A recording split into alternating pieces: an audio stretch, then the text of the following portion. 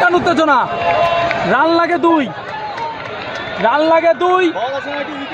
হ্যাঁ, স্লিপ নেওয়া দরকার ছিল, স্লিপ নেওয়া দরকার ছিল। আমার মনে হয় স্লিপ নেওয়া দরকার ছিল। হ্যাঁ, স্লিপ নেওয়া দরকার ছিল। ইমন ব্যাট ঠিক আছে, সুমন ব্যাট উঁচা করলে বোল্ড হয়ে যাবে, ব্যাট উঁচা করলে বোল্ড হয়ে যাবে।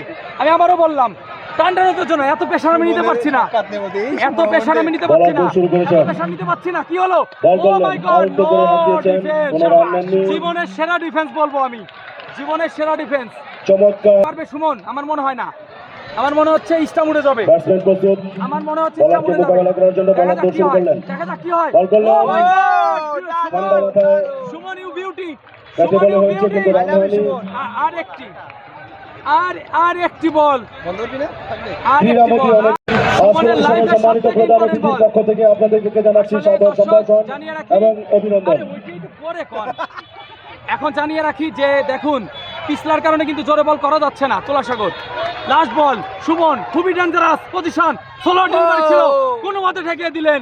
স্লিপ অঞ্চলে আউট করে খেলে দিয়েছিলেন কিন্তু কোনো রান হয়নি। ও মাই গড, ও মাই গড, হই হই রই রই উত্তেজনা বিরাজ করছে, টান টান উত্তেজনা। শেষ মুহূর্তে মাত্র দরকার 2 রান। গোকুলনগর কিংস 11 ব্যাটিং করছেন।